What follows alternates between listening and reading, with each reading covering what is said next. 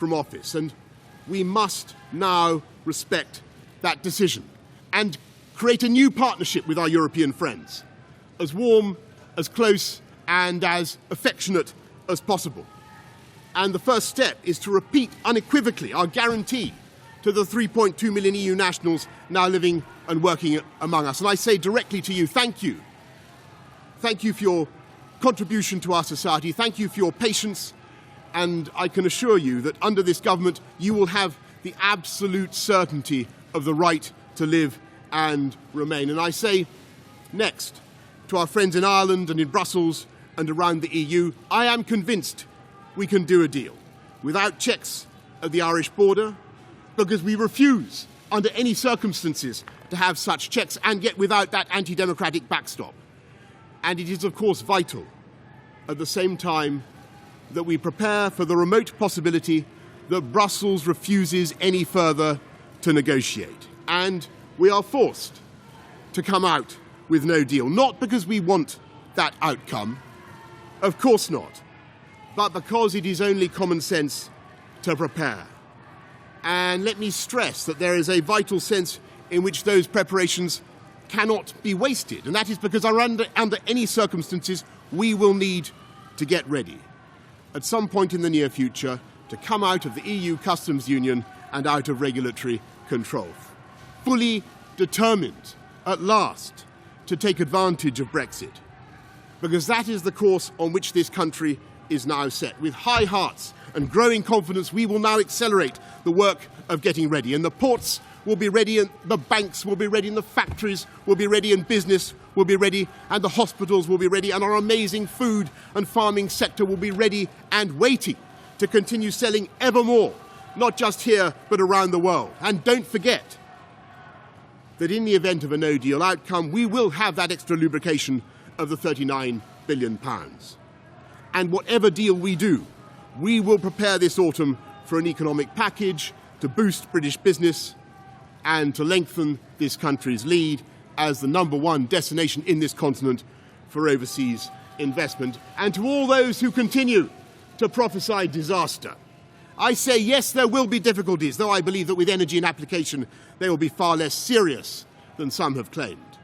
But if there is one thing that has really sapped the confidence of business over the last 3 years, it is not the decisions we have taken, it is our refusal to take decisions. And to those who say we cannot be ready, I say, do not underestimate this country. Do not underestimate our powers of organisation and our determination, because we know the enormous strengths of this economy in life sciences, in tech, in academia, in music, the arts, culture, financial services. It is here in Britain that we are using gene therapy for the first time to treat the most common form of blindness. Here in Britain that we are leading the world in battery technology that will help cut CO2 and tackle climate change and produce green jobs for the next generation.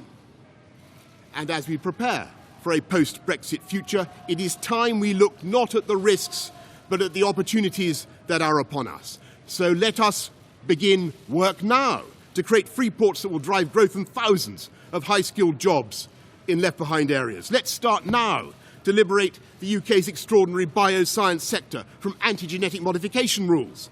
And let's develop the blight-resistant crops that will feed the world. Let's get going now on our own position, navigation and timing satellite and Earth observation systems. UK assets orbiting in space with all the long-term strategic and commercial benefits for this country. Let's change the tax rules to provide extra incentives to invest in capital and research. And let's promote the welfare of animals that has always been so close to the hearts of the British people. And yes, let's start now on those free trade deals, because it is free trade that has done more than anything else to lift billions out of poverty. All this and more we can do now and only now, at this extraordinary moment in our history. And after 3 years of unfounded self-doubt, it is time to change the record, to recover our natural and historic role as an enterprising, outward-looking and truly global Britain, generous in temper and engaged with the world. No one in the last few centuries has succeeded in betting against the pluck and nerve and ambition of this country. They will not succeed today. We, in this government, will work flat out to give this country the leadership it deserves. And that work begins now.